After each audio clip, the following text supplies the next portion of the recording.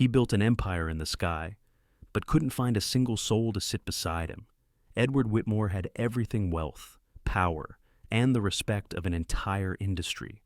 But when a wedding invitation arrived with two simple words, +1, he was forced to face something his success had never prepared him for: the emptiness of growing old, alone. So, he asked his secretary, a quiet woman who never sought attention, to join him for a single evening. But what he didn't know was that she carried a past more fragile than he imagined, a secret buried beneath years of silence and sacrifice. What would you do if one act of kindness pulled you into a truth that could shatter someone's dignity or heal them forever? This is a story of second chances, of love without labels, of two people who found each other not because they were perfect, but because they were honest. If this touched something in you, leave a comment below and let us know. Your support helps us share more stories that speak to the quiet parts of the heart. Now, take a deep breath and step with us into the very first chapter. He'd built towers that touched the clouds, but couldn't find a single soul to sit beside him at a wedding. The envelope arrived on a Thursday morning, laid neatly on top of the day's mail, as if it didn't carry a silent punch to the gut. It was thick linen textured, ivory-colored, with his name printed in gold script on the front. Edward Whitmore. No title, no company logo, just a man's name. He knew, without opening it, what it was. Still, he sliced it open with a letter opener shaped like the Washington Monument, an old gift from a project long completed, and pulled out the invitation inside. Elegant, tasteful, southern chic. You are cordially invited to the wedding of Abigail Turner and William Rhodes. It read. Ed scanned the names, heart pausing slightly on the signature at the bottom. Personal message from Sam Turner. You better come. Ed, I saved you a seat next to the bourbon table. He gave a soft, involuntary chuckle. Sam had been his best friend since architecture school, loud, sentimental, completely the opposite of Ed's quiet restraint. But it wasn't Sam's message that made his hand falter. It was the small, harmless-looking line near the bottom. Kindly reply by May 30th. +1, +1, 2 words, 6 letters. But somehow, they cracked something inside him that had stayed sealed for years. Ed stared at the card, then at the open window of his office. Charleston's skyline shimmered in the May sunlight. One of those rooftops belonged to him, his firm's latest multi-use development. Another tower to his name. Another success to check off a list that now felt, more than ever, irrelevant. He set the invitation down on the polished mahogany desk, next to a framed photo of Margaret. She was smiling in it, caught mid-laugh at some long-forgotten joke, her eyes soft and alive in a way that photographs could never quite capture. She had been gone 8 years. Cancer had come like a thief in the night and taken her swiftly, efficiently, leaving behind only the silence. And work. Lots of work. Work had saved him once. He wasn't sure it still could. Ed leaned back in his leather chair, folding his hands over his stomach. His office was spacious, but spare, tasteful modern lines. Warm wood tones. A wall of windows looking out over King Street. People thought it was impressive. He thought it was empty. He wasn't lonely. At least, that's what he told himself. He had meetings, contracts, awards, buildings with his name etched into plaques by the front doors. People respected him, admired him, sometimes even feared him. But no one sat beside him. No one asked how he liked his coffee in the morning. No one texted to ask if he got home safely after a late meeting. No one filled the space Margaret had left behind, and maybe he'd convinced himself no one should. Yet here he was, holding an invitation that required an answer, a decision, not just about attending, but about what it would mean to walk into that wedding and see all those old friends, their spouses, their children, their laughter echoing across white linen tables. While he stood alone, another well-dressed reminder of the price of success. He could just say no. Sam would understand.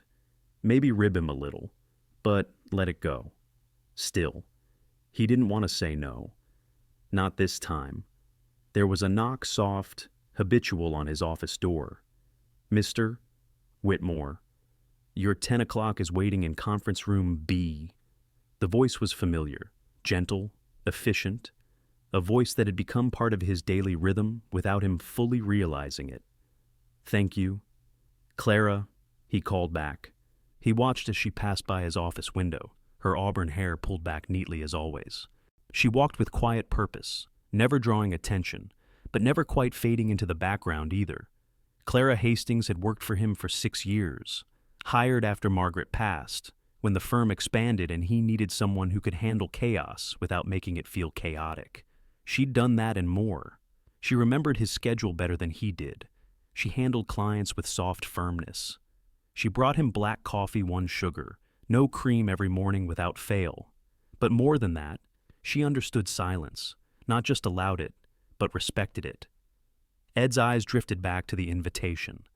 +1. He'd never asked Clara to an event before. Never crossed that line. Not out of disinterest, but out of caution. Boundaries were safe, predictable. But as he looked at the seat across from him, he realized something with quiet clarity. He didn't want to go alone. He didn't want to sit in another corner of another room, pretending that solitude was strength.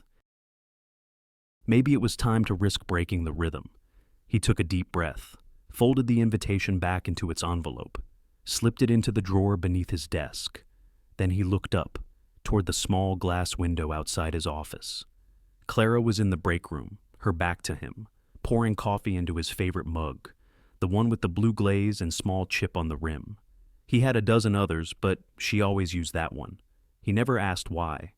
And somehow, he liked that he didn't know. As the sunlight poured into the room, catching the curve of her shoulder, Ed felt something shift, small, almost imperceptible, but real. And maybe, just maybe, it was enough to start with. She thought she'd mastered the art of being invisible, until he asked her one impossible question. Clara Hastings had built a life made of quiet things.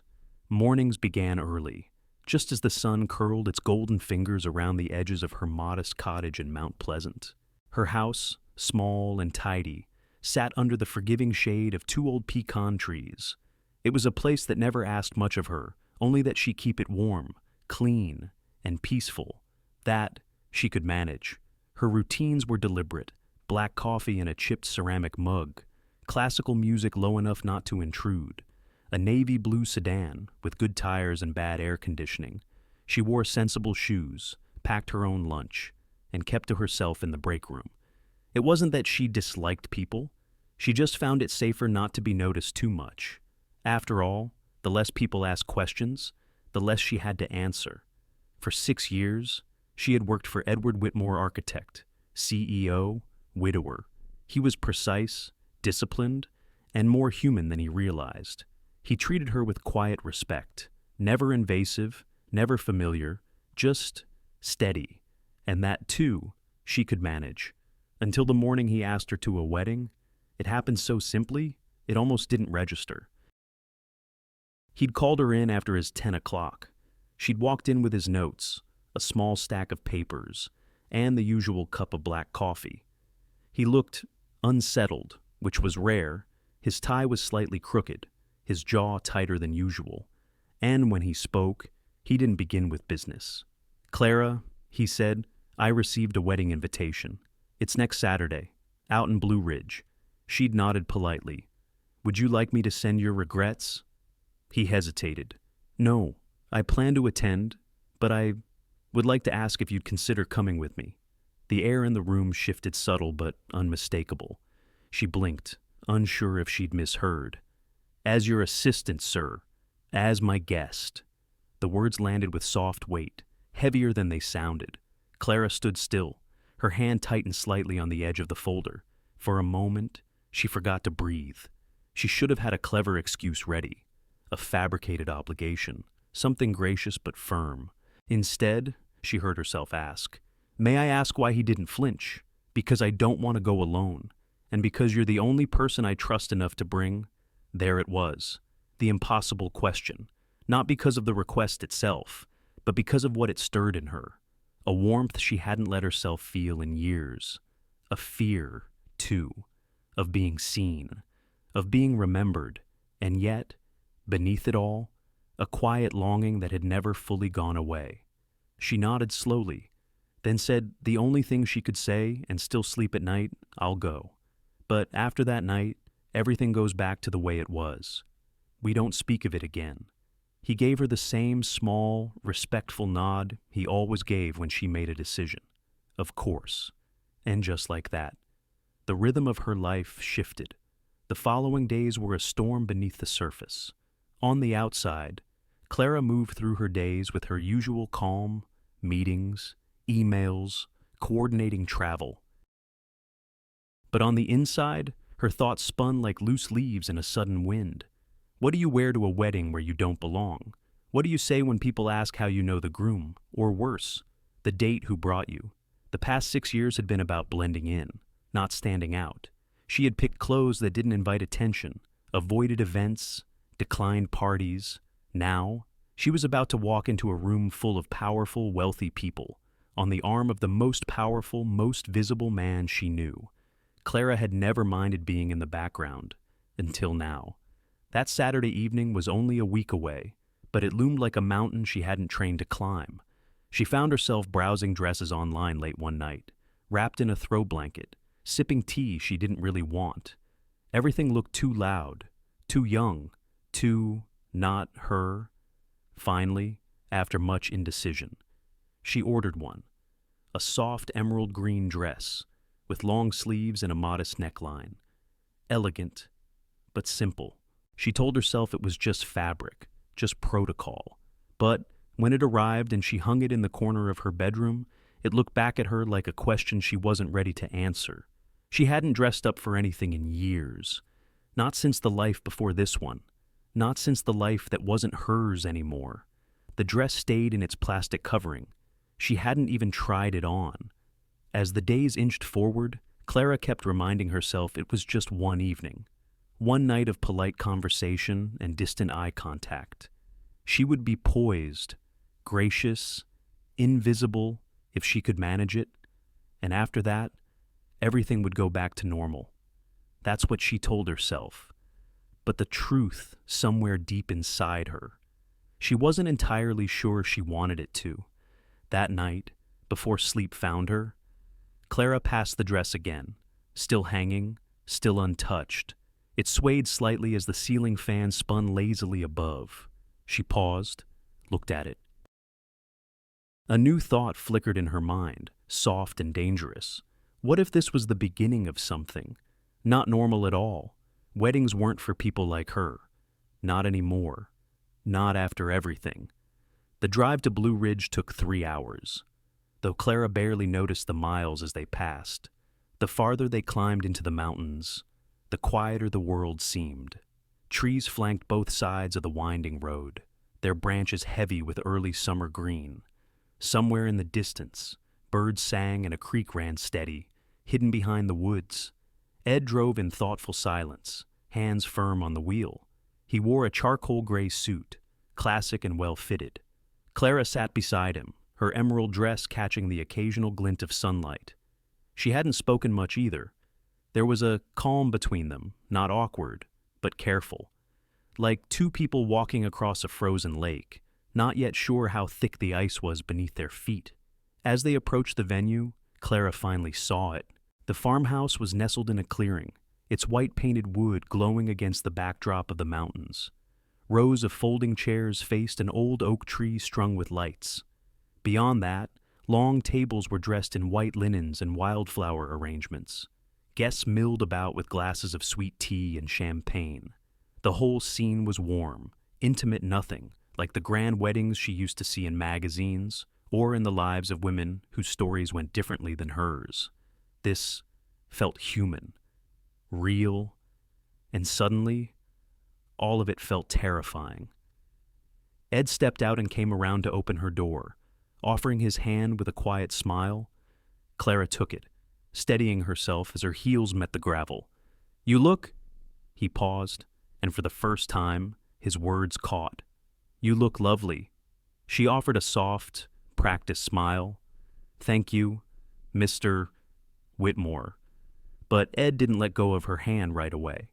And when she finally looked up at him, there was something in his expression, curiosity, perhaps, or something older than that, familiarity.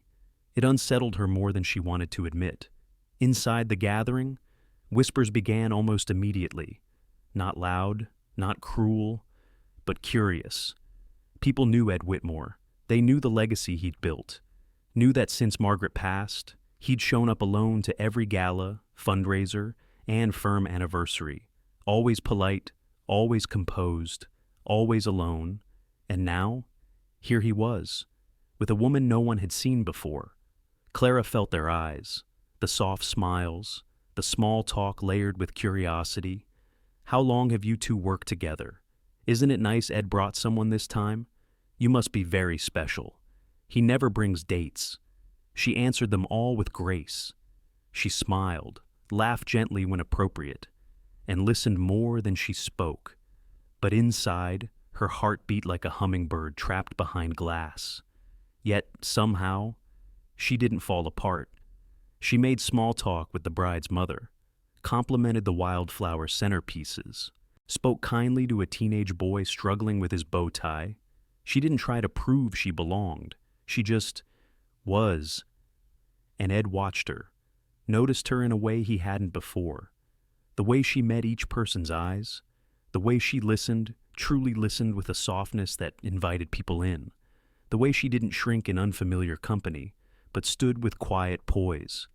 For the first time since Margaret's passing, he felt the weight in his chest shift, not disappear, but make space for something new.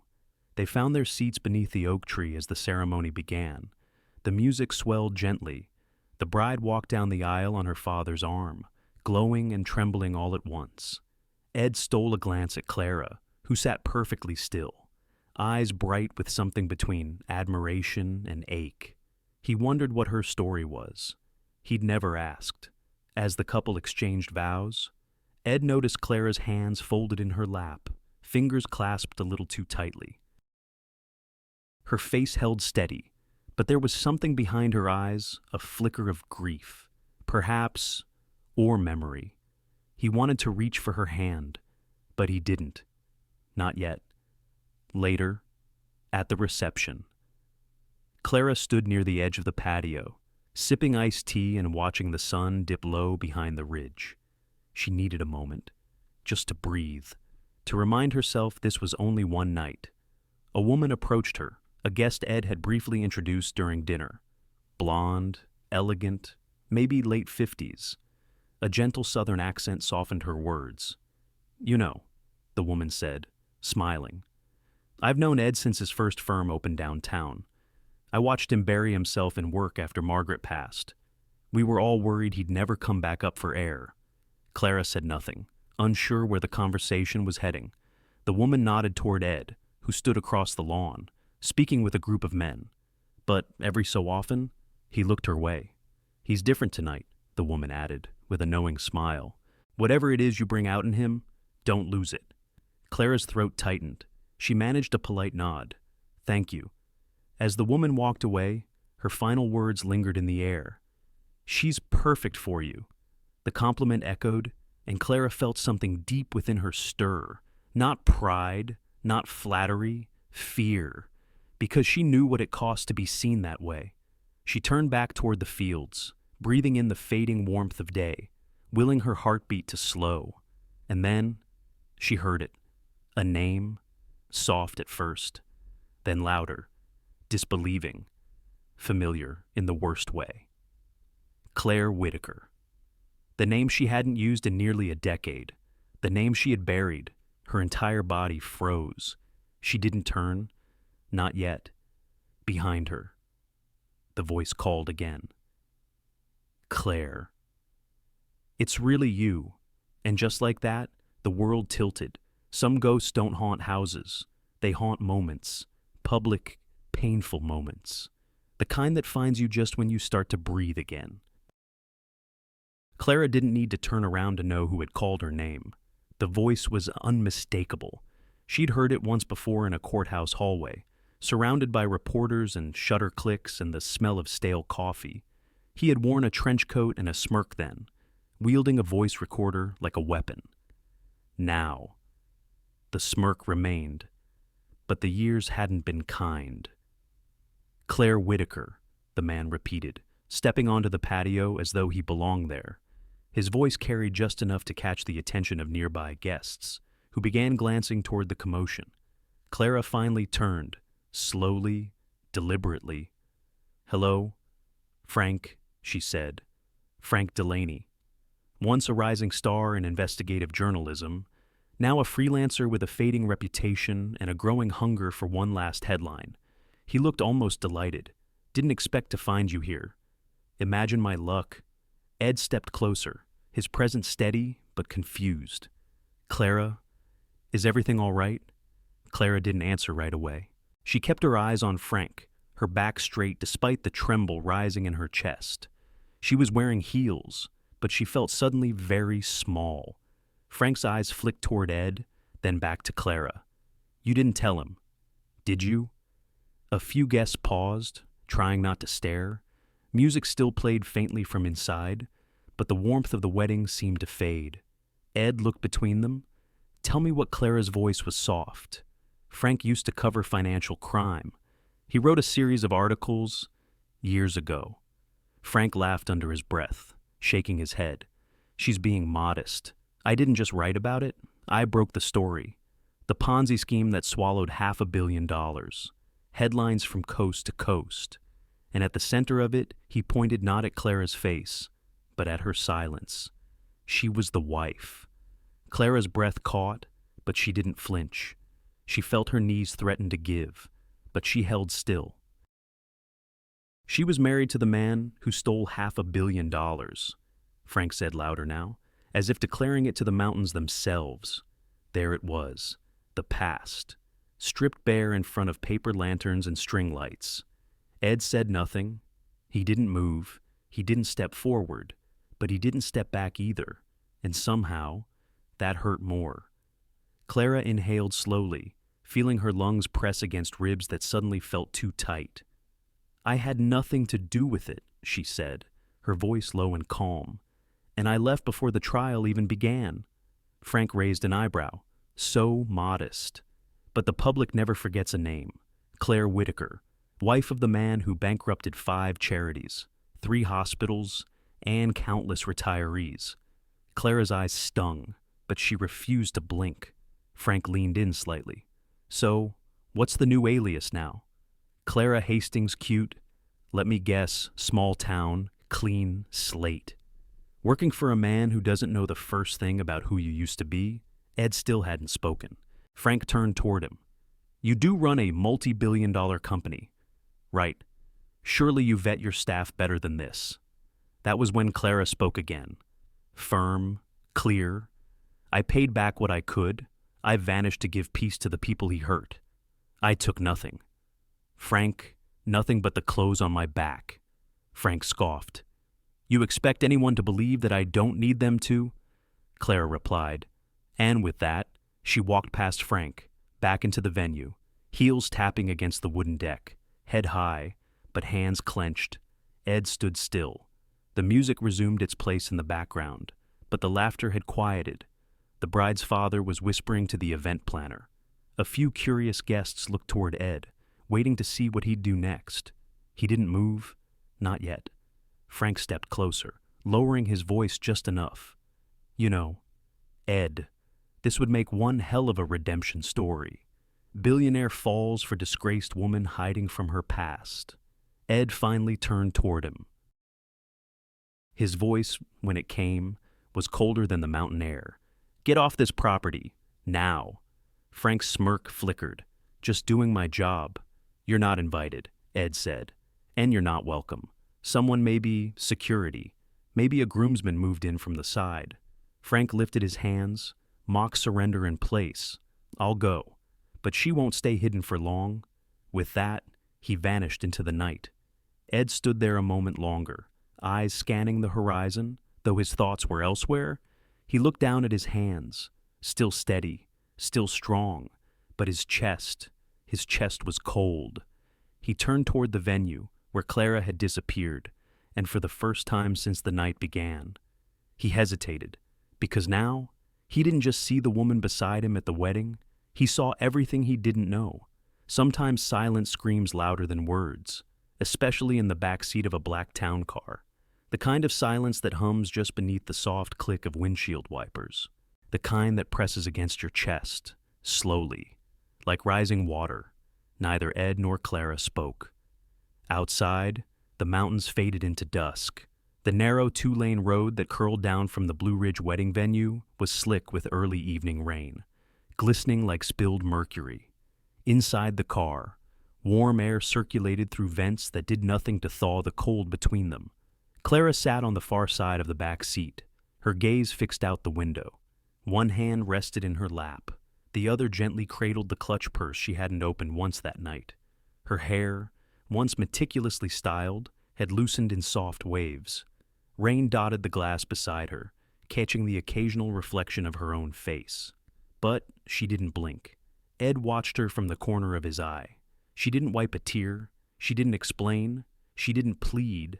And that did something to him he couldn't name. He shifted in his seat, suddenly aware of how tightly he'd been clenching his jaw. His fingers curled into fists, then loosened, again and again. The sound of rubber on wet pavement became a kind of metronome, pacing the unraveling inside him. How long had she known he didn't know? How many mornings had they shared quiet elevator rides? How many meetings, coffee breaks, late-night reports built on the illusion of transparency? Claire Whitaker? He hadn't heard that name in over a decade, but once Frank said it, it hit like an old bruise pressed too hard. And then the next words. Wife of the man who stole $500 million. Ed felt something twist inside his gut. He didn't know what he hated more in that moment, the fact that she hadn't told him, or the part of himself that still wanted to believe her. The driver didn't speak either. He just followed the familiar path back to the city, the dashboard lights casting a dim blue glow. The windows fogged slightly as the temperature dropped. Clara shifted once, adjusting the hem of her dress. Not once did she turn to look at Ed. That told him more than words ever could. She wasn't trying to win him back. She wasn't even trying to be understood. She was letting him go. And somehow, that made it worse. When they pulled up to her apartment building, the rain had grown steadier, less dramatic, more insistent. Clara didn't move right away. She reached for the door handle, then paused. Still not looking at him, she said softly, "Thank you for the evening." There was no bitterness in her voice, no sarcasm, only something that sounded very much like goodbye. She opened the door and stepped into the rain, clutching the shawl around her shoulders. Her heels clicked softly on the wet pavement as she moved toward the lobby. She didn't run. She didn't look back. Ed watched her go, watched the elevator door close behind her, watched until nothing of her remained except the sound of rain and the faint scent of her perfume in the car. He didn't know how long he sat there.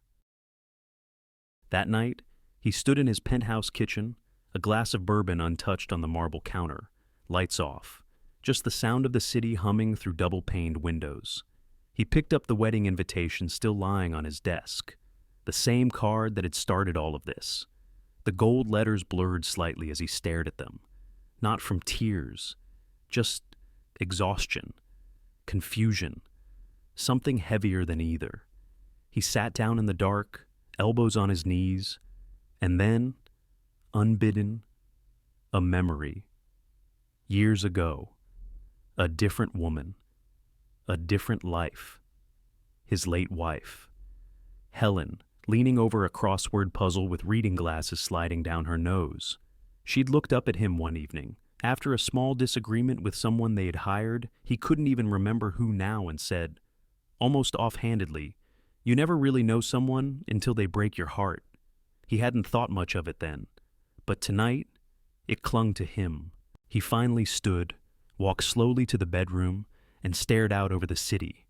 New York always looked the same from this height, glowing, buzzing, indifferent. He wasn't angry, not exactly, just emptied. The version of Clara he thought he knew had vanished, and in her place stood a woman with shadows he couldn't name.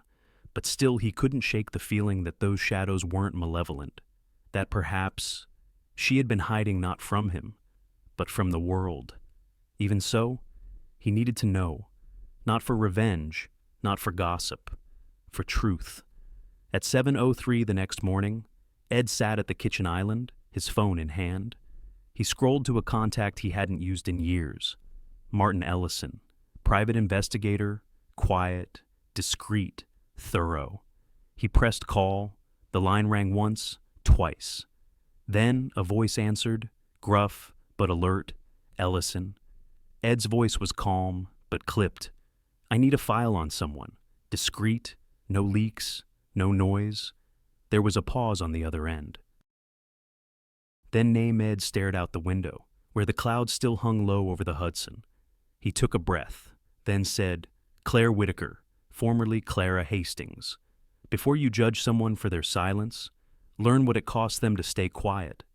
The kettle on Ed's stove whistled softly, but he didn't move. Steam rose in delicate curls as the water bubbled over, hissing against the burner. Still, he sat at the kitchen table, one hand gripping a stack of papers, the other pressed to his temple. The light above him flickered slightly aging bulbs, like the man beneath them. But he barely noticed, because what he was reading, what he was discovering, was undoing something in him he hadn't known was wound so tight. The private investigator had done his job well. Martin Ellison wasn't one for theatrics.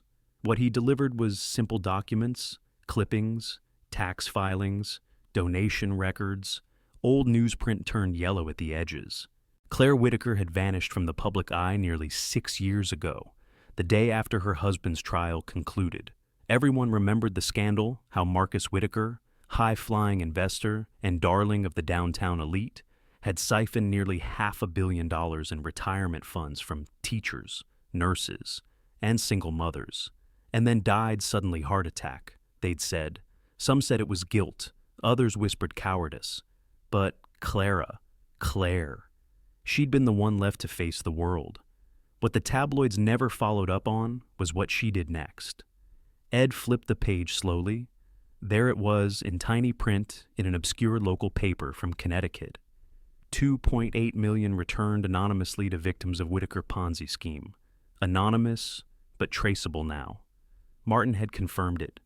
Bank wires, trust fund dissolutions. Notarized letters, Claire had taken the entirety of her insurance payout and any remaining personal assets and sent them back, in small portions, to individuals. To families who thought no one remembered what had been taken from them. She never made a statement, never asked for forgiveness, never claimed a shred of credit. Ed leaned back in his chair, eyes closed. He remembered that silence in the car, how still she'd been. It wasn't coldness. It wasn't indifference. It was the kind of silence you wear when you've already been punished, when you've already stood in front of the fire and decided to walk through it. He turned another page. Donations to a rural widow whose home had been in foreclosure. Books and heating oil delivered to an old library upstate in winter. A string of handwritten thank you notes from women's shelters, each with no return address to reply to. One note stood out, written in shaky script, online paper. Dear Miss W., we don't know who you are, but because of your gift, my daughter got her medication this month. You didn't just save her, you saved me. Thank you. Ed held the page in both hands. A lump formed in his throat. He swallowed, but it didn't go away. He got up, poured the hot water over a tea bag, and stared as the amber swirl bloomed in the mug. He didn't drink it. Instead, he stood by the window, the city still hidden behind morning fog, and tried to reconcile what he now knew with the woman he'd left standing in the rain. Clara hadn't run away from truth. She'd run away from the noise that came with it, from the assumptions, the headlines, the way people only ever wanted to know the worst part of your story, he whispered aloud, to no one but the gray sky outside. Why didn't you tell me? But he already knew the answer. She hadn't told him, because she didn't want his pity. She didn't want to be defended. She just wanted to live quietly, to start over, to matter on her own terms. And somehow, in her silence, she had said everything. Ed sat back down, reread the note, ran a thumb over the edge of the old newspaper. Then he looked at the empty seat across from him, the one she used to sit in when they reviewed reports in the early morning, the one she always left her mug beside, careful never to overstep, the one that had, for the first time in years, felt filled until he emptied it with his silence. He reached for his phone, scrolled through old text threads. He'd never deleted hers. He couldn't. There was one from 3 months ago. Clara, your 9 a.m. moved to 9:30. The coffee machine is being temperamental again. He smiled at the memory. She always knew how to soften the edges of a long day. He hovered over the message box, then stopped, because what he needed to say couldn't be typed. What she needed to hear had to be said out loud. But before he could move, before he could rise and go to her, his phone buzzed. A new message. From an unknown number, just 5 words. I'll resign by Friday. See, some people sell stories, others sell dignity. The question is, who pays the price? Frank Delaney was the kind of man who smiled when there was nothing to smile about. He leaned back in the cafe chair across from Ed Whitmore, his fingers drumming lightly on the table. Outside, the world moved on, mothers with strollers, couples with coffee, students lost in headphones. But here, at this little corner cafe near Union Square, a transaction was quietly unfolding, not of goods, not of favors, but of power.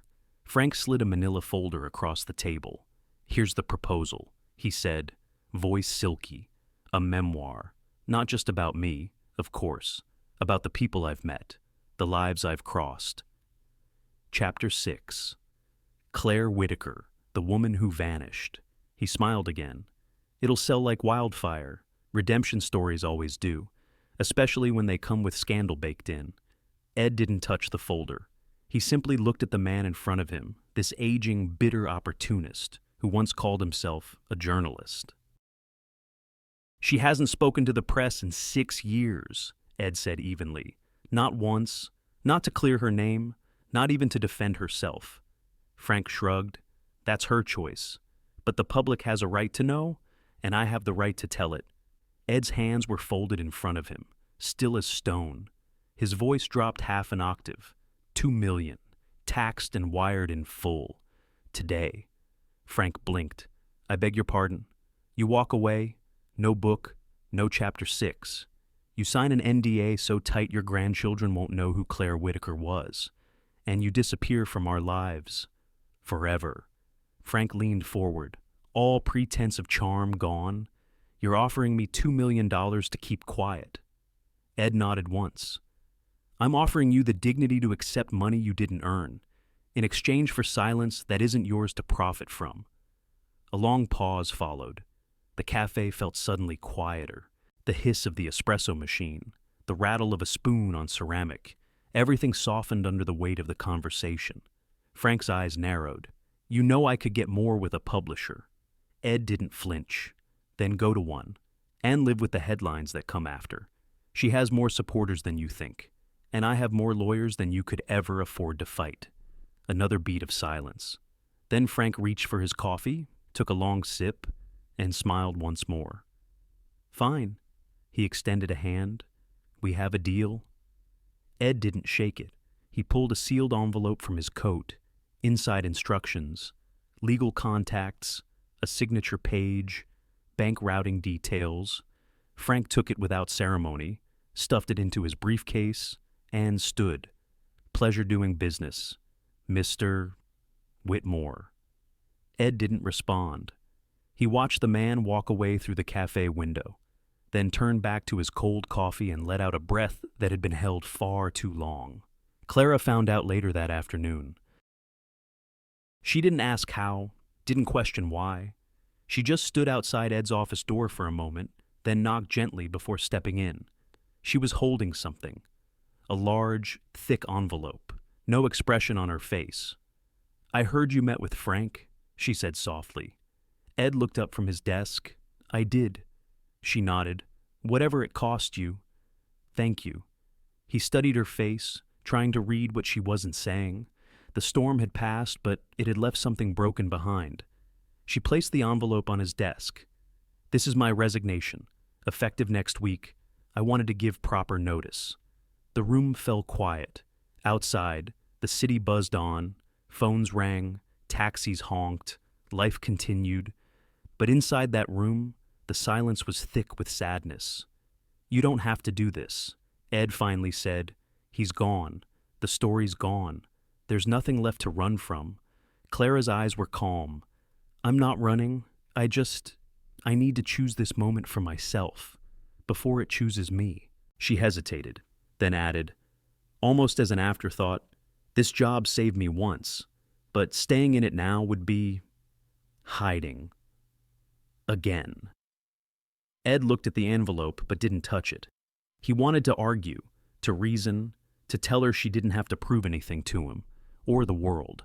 But he saw something in her face that told him she wasn't leaving out of shame. She was leaving out of strength. He nodded slowly. "Will you at least tell me where you're going?" A faint smile curved her lips. "North. Somewhere quieter. There's a small community center that needs a literacy coordinator." He almost laughed. Of course. Even now, she was giving more than she took.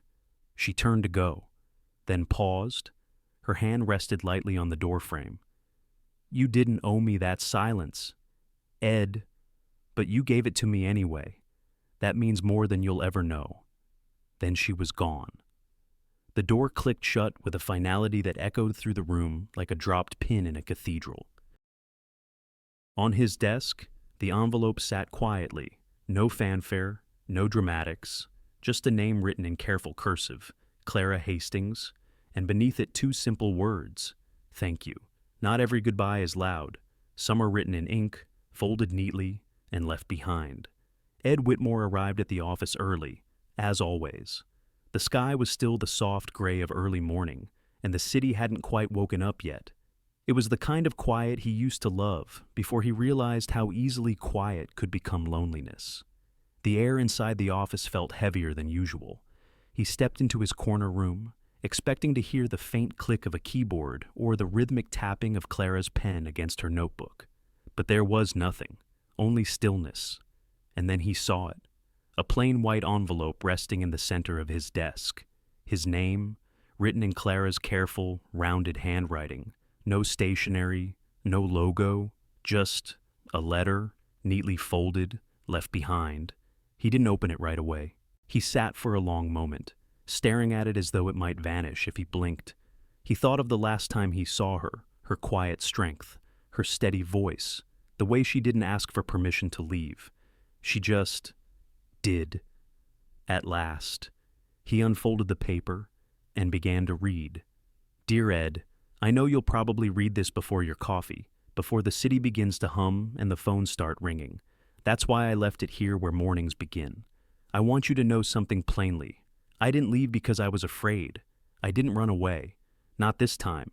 I left because you gave me back something I thought I had lost forever: dignity, peace, the right to be more than what happened to me. And I couldn't stay. Not after that. Not without turning all of it into another kind of silence. I owe you more than that."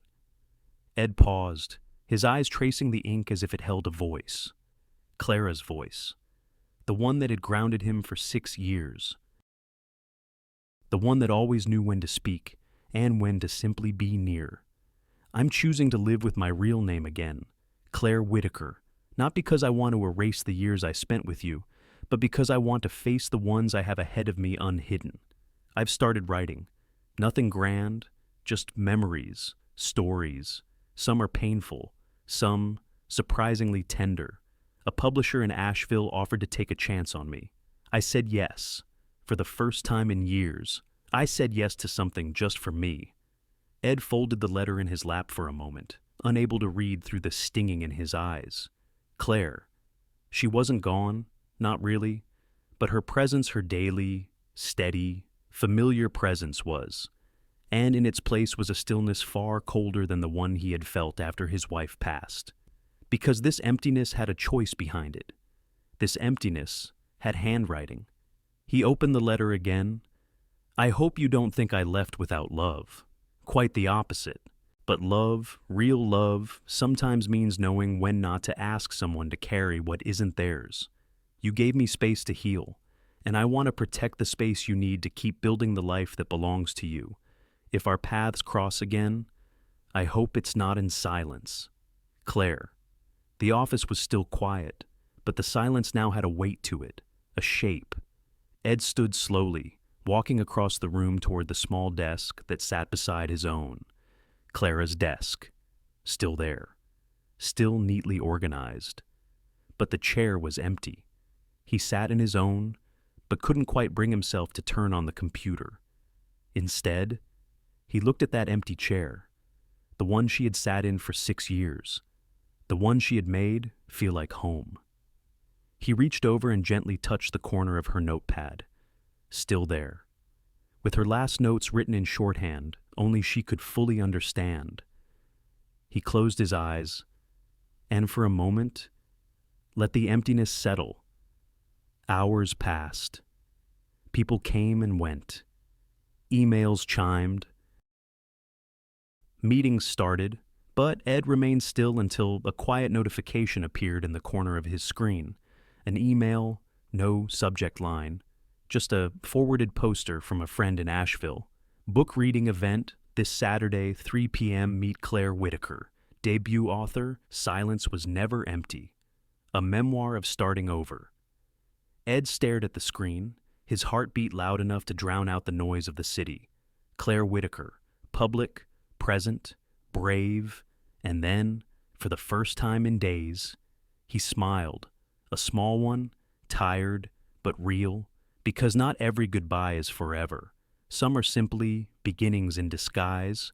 Some chapters don't end. They simply wait for the courage to turn the page.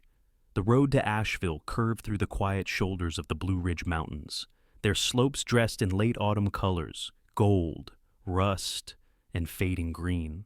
Edward Whitmore drove with both hands on the wheel, his jaw set, the silence inside his car as thick as the clouds hugging the mountaintops. He hadn't told a soul where he was going. No driver, no calendar alerts, just a folded email printout on the passenger seat, with one line circled in red ink, author event, Claire Whitaker. Or, today, only, or, ja, so. 4 p.m. He'd read her letter 3 times, and then he'd done what he hadn't done since his wife passed. He acted on instinct. Claire hadn't asked him to come, but that didn't matter.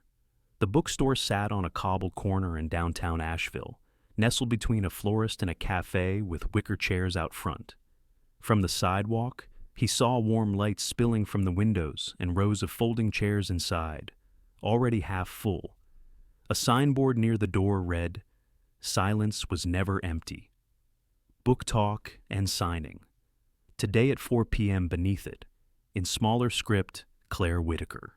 In her own words, his throat tightened. She'd taken her name back. And somehow, that made all of this feel final. Inside. The air smelled of old paper and coffee beans. A woman behind the counter smiled and nodded toward the rear of the shop, where a small podium had been set up. He could hear her before he saw her. Claire's voice floated softly through the space. We all survive something, but survival isn't the end of the story. It's just where the real story begins.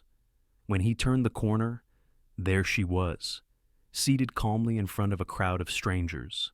Her hair was down, a soft gray shawl wrapped around her shoulders, her posture poised but relaxed. Gone was the quiet secretary with her tidy bun and starched collar. Claire Whitaker had arrived. She read with steady rhythm, each sentence wrapped in clarity and grace, not performing, not pretending, just telling the truth. I used to believe silence protected me, but now I know silence is where I met myself again, where I stopped running. The applause came slowly at first, then stronger. Clara, or rather. Claire smiled and bowed her head. Edward didn't clap. He couldn't. His hands were in his coat pockets, clenched and unsure. He waited as the line of readers formed, each person holding a book, each waiting for a signature and a moment of her time. He stayed behind, near a shelf of forgotten biographies, where no one noticed him. He studied her as she smiled, nodded, listened. She was radiant, but not in the polished way of magazine covers or ballroom entrances. She was radiant because she was free. When the line thinned and the light outside turned amber with the setting sun, Ed stepped forward. She looked up and for a second, her breath caught, but she didn't flinch. She didn't hide. "Hi," she said quietly. He returned the same word, with a voice rougher than he'd expected. They stood facing each other, with only the small table between them. "I read your book," he said. Claire smiled, gently. And, I had a few questions." He hesitated, thought maybe I should ask them in person. She gestured toward the empty chair beside her, not across from her. Beside her. He took it. No roles, no scripts, just a man and a woman sitting in the afterglow of something honest. There was no need for apology, no lecture, no resentment, only space for breath, for quiet, for truth. Ed looked around the bookstore, at the folded chairs and soft lighting, and the woman beside him, who used to bring him coffee at exactly 8:00 every day for 6 years. "I didn't know," he finally said. She nodded, not asking what he meant. "They both knew?" "I should have asked," he added, almost in a whisper. Claire folded her hands in her lap, her fingers still ink-stained from signing so many copies. "You didn't owe me anything. Ed," he shook his head, jaw tight. "I didn't know I needed to." They sat in silence for a while, the kind that wasn't heavy or awkward, but needed. And then he turned toward her again, eyes steady. "If you're writing your story now," he paused, "can I be a chapter?" Claire didn't answer right away. She picked up her water glass, took a slow sip, then set it down with care. She glanced out the window, where lights from the florist were beginning to dim, then back at him. There was something in her eyes calm, open, without fear. "You already are," she said softly, then smiled. "Yes, Ed, you can be a chapter." In that moment, something loosened in his chest, a knot he hadn't even known was there, a grief he thought would be permanent. They didn't touch hands. They didn't make promises. They just stayed there. Together. Two people in their late autumn years, learning that love didn't always arrive in a whirlwind.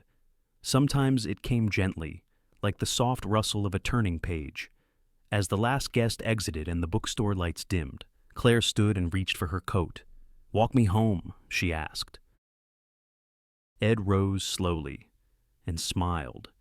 "Anywhere," he said, "as long as it's forward." They stepped into the cool Asheville air, shoulder to shoulder, no roles, no secrets, no need to rush, just the next chapter waiting patiently to be written. The seat beside him is no longer empty, and neither is his heart. The sun had just begun to rise over the Blue Ridge Mountains, its golden light crawling slowly across the valley like a whispered promise. Edward Whitmore stood on the porch of a modest cabin, nothing like the penthouse suites or glass-walled offices that had once defined his life. This was different. The wood creaked beneath his feet. His coffee was warm in his hands. And beside him, a second mug sat quietly on the rail, waiting. A minute later, the door opened behind him. Clara stepped out, wrapped in a knitted cardigan, her hair still damp from sleep. She didn't say anything. She didn't need to. She just picked up the second mug, leaned on the rail next to him, and breathed in the morning. It had been 6 months since Asheville, and the world, somehow, felt softer. They never needed to define what they were. There was no ring, no ceremony, just a quiet agreement between two grown people who had already survived enough labels. What mattered now was presence and choice. Ed had taken a leave of absence, the first in 20 years. No meetings, no markets, no titles. He read books that had nothing to do with mergers. He went for walks that had no destination, and for the first time in decades, he heard his own thoughts without the echo of deadlines. Clara or Claire. As she now used publicly opened a small writing workshop at the town library. 12 people signed up the first month. Mothers, retirees, a teenage girl with a notebook full of poems about grief. Claire didn't teach them to write like bestsellers. She taught them to write like survivors. Don't chase a story, she told them once. Let it find you. And somehow, they did. Back at the cabin, Ed tapped his mug against hers gently. "Mornin'," he said. Clara smiled. "You're up early, couldn't sleep, thinking about work." He shook his head. "Thinking about you, and how lucky I was you didn't disappear for good." She looked at him, quiet for a moment. "I almost did." He nodded. "I know." There was a time he might have asked her to come back to the office, to the routine, to what was once familiar.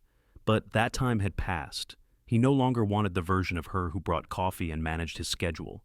He wanted the woman who walked away to protect him, the woman who dared to start over when the world expected her to vanish in shame, the woman who didn't need saving, just space.